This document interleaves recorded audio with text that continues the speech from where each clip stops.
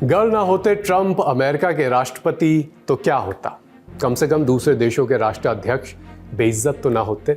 और क्या क्या ना होता, तो राष्ट्र के नाम संबोधन ना होता, इतना कंफ्यूजन ना होता, हर हफ्ते 2 हफ्ते में पाषाण युग में किसी को भेज देने की बातें ना होती, युद्ध कुछ कम होते और ना होता वो संकट जिसके आगे अब डर नौकरियां जाने तक का है, फैक्ट्रियां बंद होने तक का डर है। और ये डर तो सच में भी अब बदलता नजर आ रहा है। भारत के गैस तेल बाजार समेत पूरी अर्थव्यवस्था पर इस जंग के पड़ चुके असर और सामने आ रहे खतरे की आज विस्तार से बात करेंगे। इसके बाद बात करेंगे पश्चिम बंगाल के मालदा में चुनावी अधिकारियों को बंधक बनाए जाने के मामले की, जो सुप्रीम कोर्ट तक पहुंच गया है। और फिर बात करेंगे कि क्यों मीम्स और रील्स में छाए राघव चड्ढा को उन्हीं की पार्टी ने किनारे लगा दिया है। नमस्ते और स्वागत, मैं हूं अभिषेक और ये है Lallan top show. Brought to you by Candid, Rajnigandha and Goldi Masale. Candid dusting powder, 4 skin problems का एक expert solution. Candid dusting powder, हटा खुजली, लगा कैंडिड।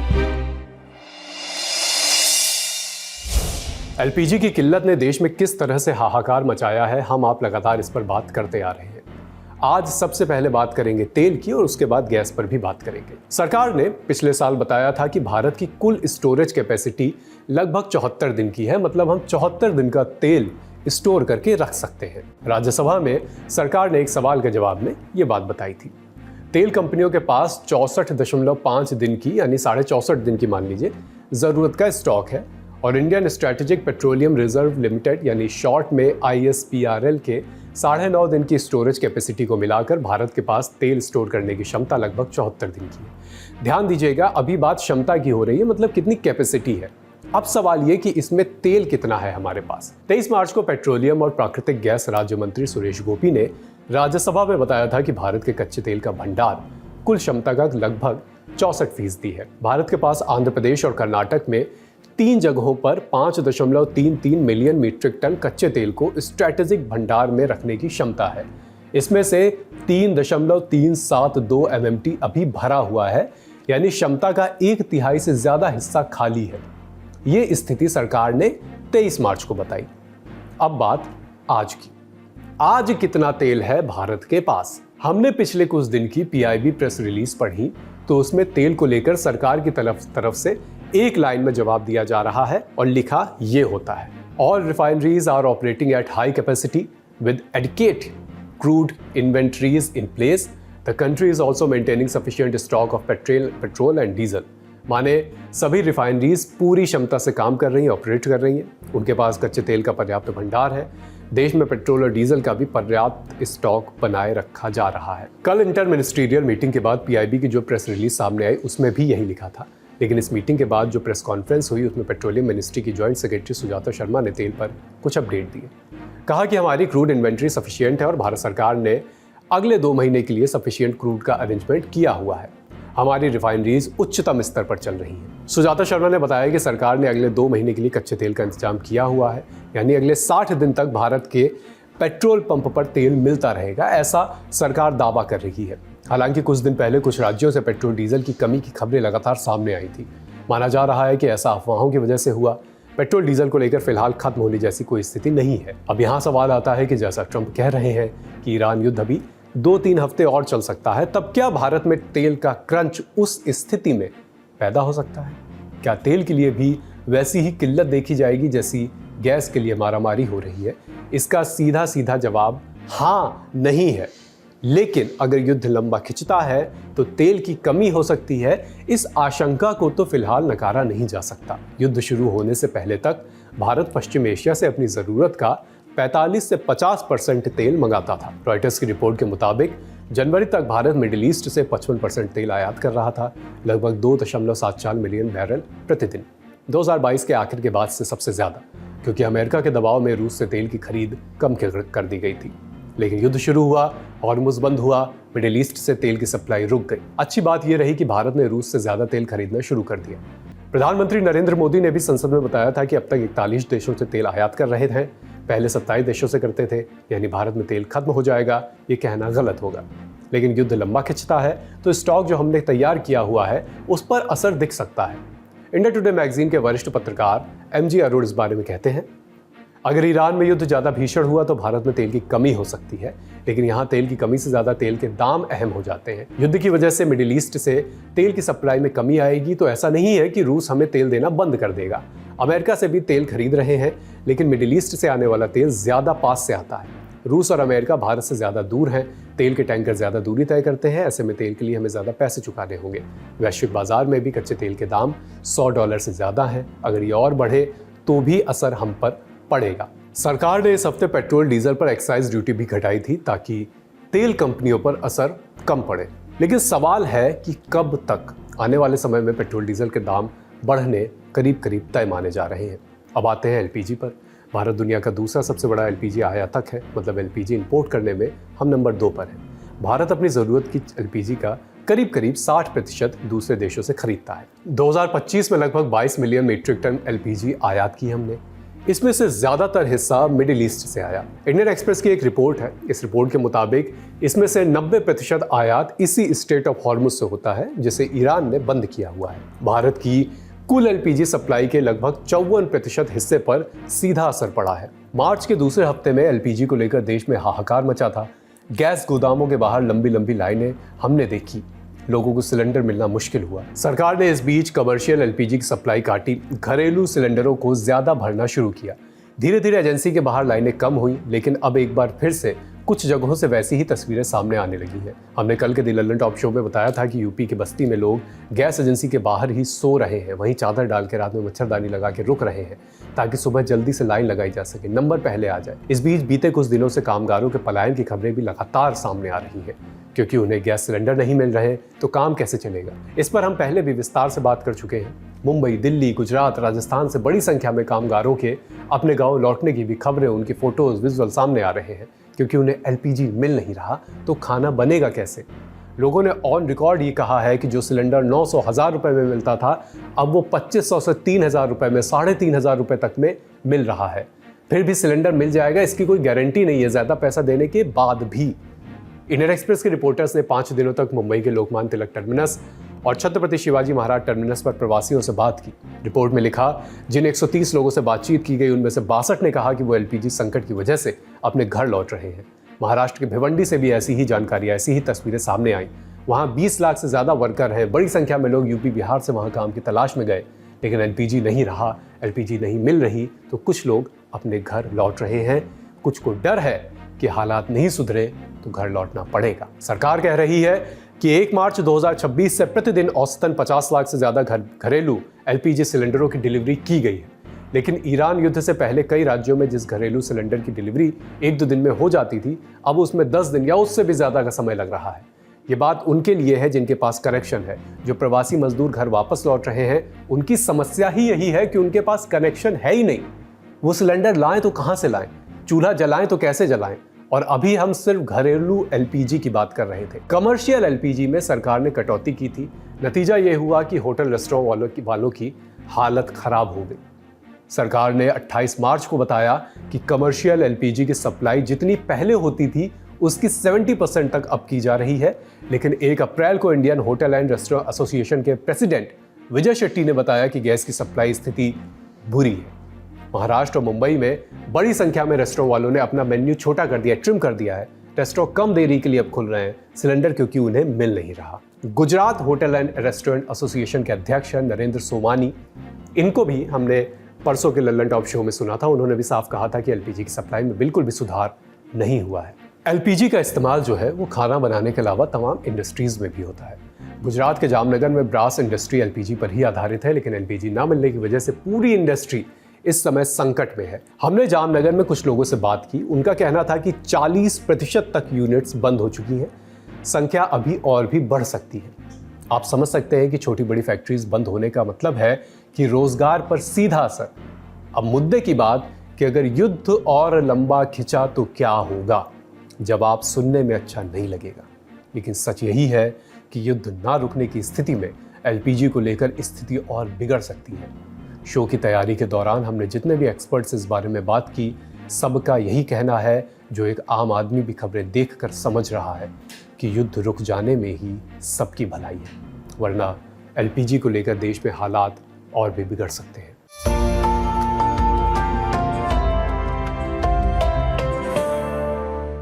अब बात रोजगार की। मिडिल ईस्ट के हालात की वजह से भारत की तमाम इंडस्ट्रीज पर खतरा मंडरा रहा है। सिरेमिक, फर्टिलाइजर, फाउंड्री कास्टिंग, इन सब को चाहिए गैस की सप्लाई पूरी हो नहीं रही।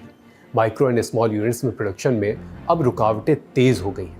आशंका है कि धीरे धीरे इसका असर बड़े उद्योगों तक भी पहुंच सकता है। हमने अभी बात की एलपीजी की कमी की वजह से जामनगर के पीतल की इंडस्ट्री पर जो संकट आया है उस पर, लेकिन ये समस्या सिर्फ जामनगर तक सीमित नहीं है। 31 मार्च को गुजरात के मोरबी से आज तक के संवाददाता कौशिक कांटेचा ने डरावने वाली एक रिपोर्ट की। मोरबी में सिरामिक इंडस्ट्री है। कौशिक ने अपनी रिपोर्ट में बताया कि 1000 से ज़्यादा सिरामिक फैक्ट्रियां बंद हो चुकी हैं। इन सभी कारखानों में टाइल्स बनाने का काम होता था, जिसके लिए प्रोपेन और नेचुरल गैस का इस्तेमाल होता है। गैस सप्लाई कम होते होते बंद हो गई, जिसके बाद कारखाने एक के बाद एक ठप होते गए। 1 लाख मजदूरों की नौकरी पर खतरा आ गया। वो या तो घर चले गए या इस उम्मीद में है कि जल्द कारखाना खुले, नहीं तो घर जाना पड़ेगा। इंडिया टुडे मैगजीन की पत्रकार हैं सोनल खेत्रपाल। इन्होंने रोजगार के संकट पर एक विस्तृत रिपोर्ट की। उन्होंने रिपोर्ट में लिखा, कोयम्बटूर जो पंप और मोटर निर्माण का एक मेजर हब है, 2.5 यानी 2.5 लाख से अधिक स्मॉल और मीडियम लेवल की यूनिट्स हैं यहाँ पर। पंप मोटर की भारत की 40% से अधिक ज़रूरत यहीं से पूरी होती है। रिपोर्ट में Coimbatore district small industries association के प्रेसिडेंट एम कार्तिकेय के हवाले से लिखा गया है कि जैसे जैसे एलपीजी का स्टॉक खत्म होता जाएगा, यूनिट्स बंद होनी शुरू होगी, क्योंकि ज़्यादातर कंपनियां सिर्फ 15 दिनों का ही स्टॉक लेकर रखती हैं। नतीजा ये हो सकता है कि अकेले कोयम्बटूर में ही 12 लाख लोगों की कुल वर्क फोर्स में से लगभग 4 लाख लोगों की नौकरियां जा सकती हैं। गौर करिएगा, सिर्फ कोयम्बटूर से 4 लाख नौकरियां जाने का खतरा। अब बात भारतीय शेयर मार्केट की। डोनाल्ड ट्रंप की स्पीच का असर भारतीय शेयर बाजार पर भी दिखा। सेंसेक्स 1.19% गिरकर 72,262.05 पर खुला। निफ्टी 1.31% टूटकर 22,383.40 पर खुला। मार्केट स्टार्ट होते ही सेंसेक्स के 30 में से 29 शेयर गिर गए थे, लेकिन कुछ घंटों के भीतर बाजार में थोड़ी रिकवरी हुई। दिन खत्म हुआ बढ़त के साथ। Sensex 0.25%, Nifty 0.15%। इतनी बढ़त के साथ दोनों बंद हुए। लेकिन इस उठापटक के पीछे के कारण क्या रहे, कैसे मार्केट ने यू टर्न लिया, इसको हमने जाना एक्सपर्ट से। जो मार्केट एक्सपर्ट्स हैं वो उनका कहना है कि जो रिकवरी है 2 मुख्य कारणों की वजह से है। पहला, एक शॉर्ट कवरिंग बाजार में आती हुई दिखी है, और दूसरा, अप्रैल 2025 में जो बाजार ने लो हिट किया था उसे बाजार ने इस बार रिस्पेक्ट किया, और वहां से एक बाउंस बैक हमने एक शॉर्ट रिकवरी के बतौर हमने बाजार में देखी है। लेकिन क्या इसका मतलब ये है कि बाजार पूरी तरीके से बॉटम बना चुका है, या फिर वर्स्ट हम बाजार में देख चुके हैं और यहां से बाजार की चाल काफी बेहतर रहेगी? तो इसके ऊपर काफी बड़ा सवालिया निशान है। देखिए, सबसे इंपॉर्टेंट बात यह है कि मार्केट युद्ध से नहीं, अनिश्चितता से ज्यादा डरता है।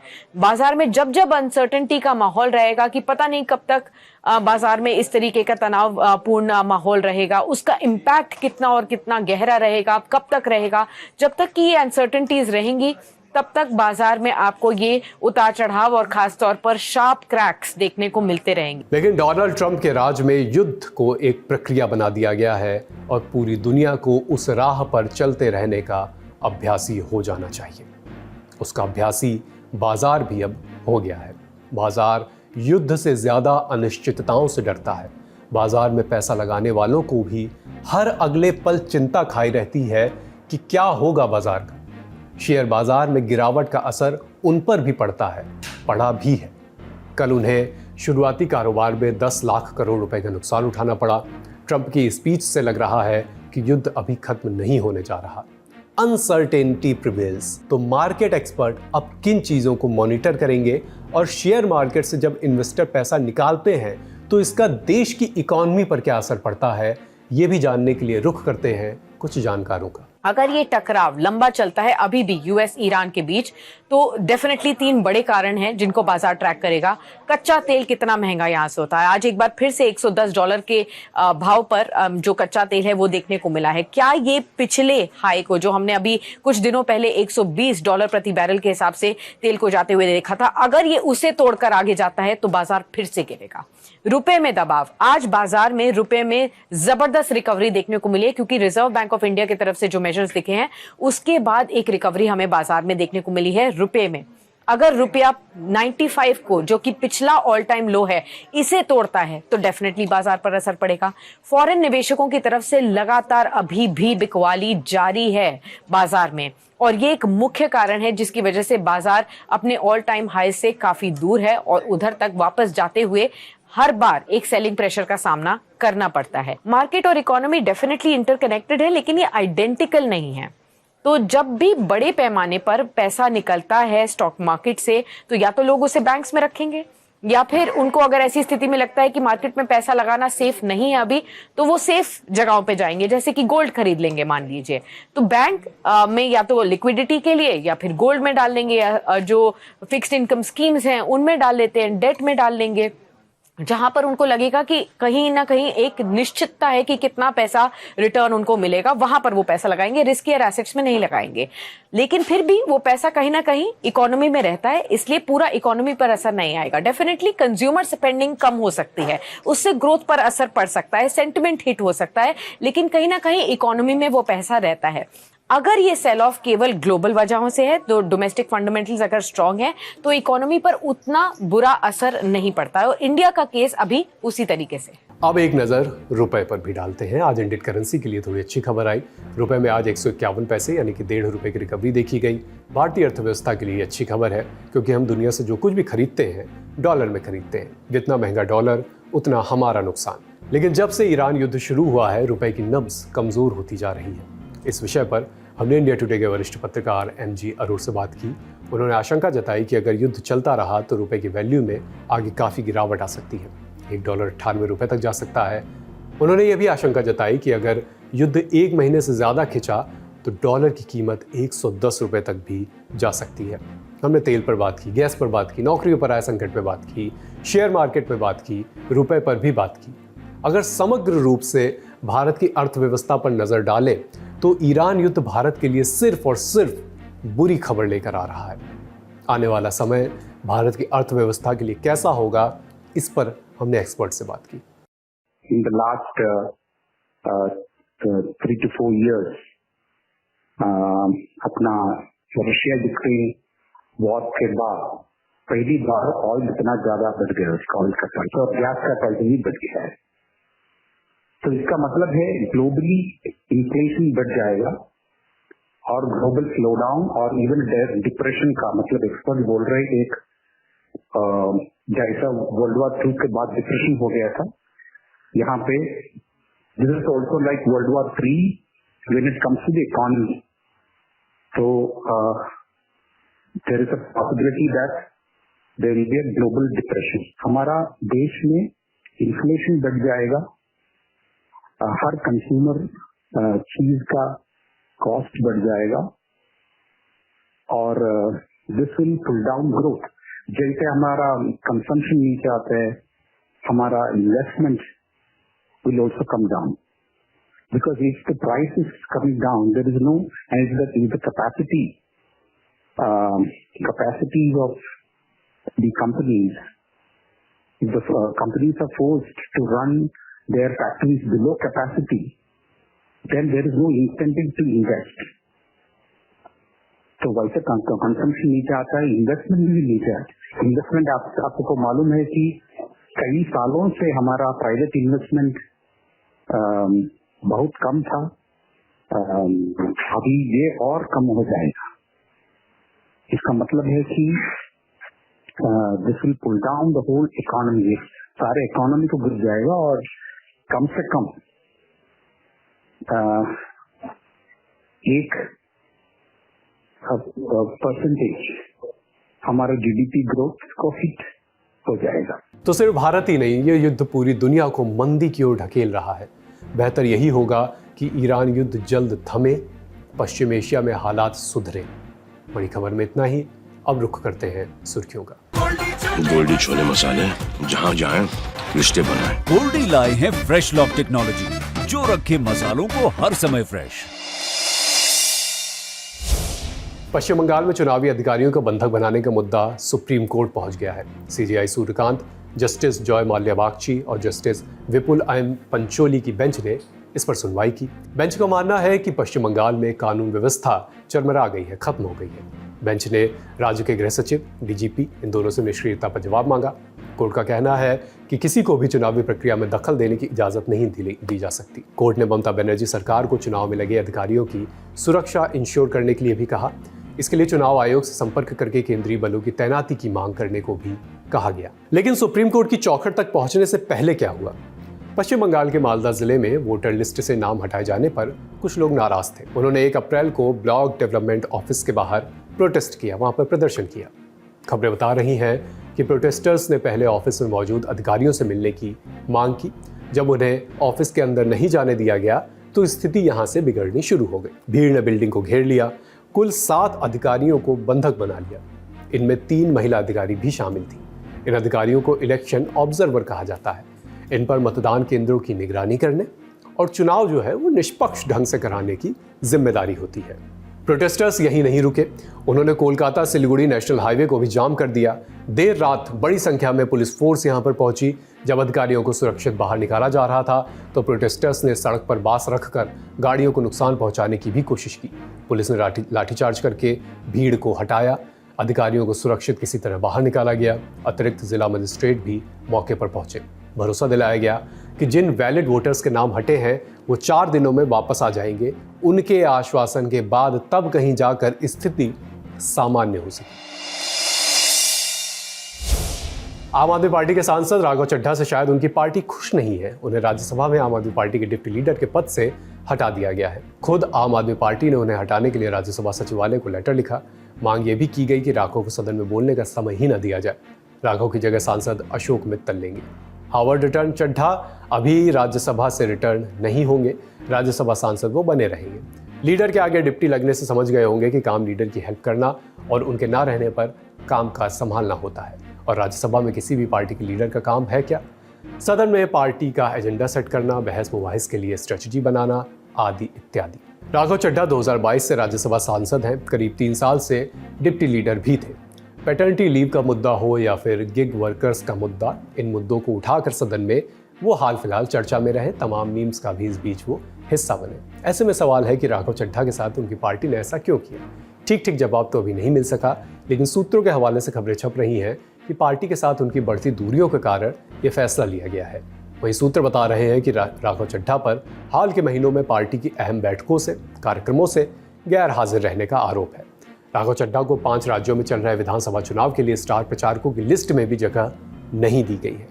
उसके बाद से ये साफ हो गया था कि पार्टी भी अब उनसे दूरी बनाने के मूड में है। राज्यसभा में आम आदमी पार्टी के 10 सांसद हैं। सूत्रों का कहना है कि राघव उन 10 सांसदों की लिस्ट में बने रहेंगे जब तक कि वो खुद इस्तीफा न दे दे।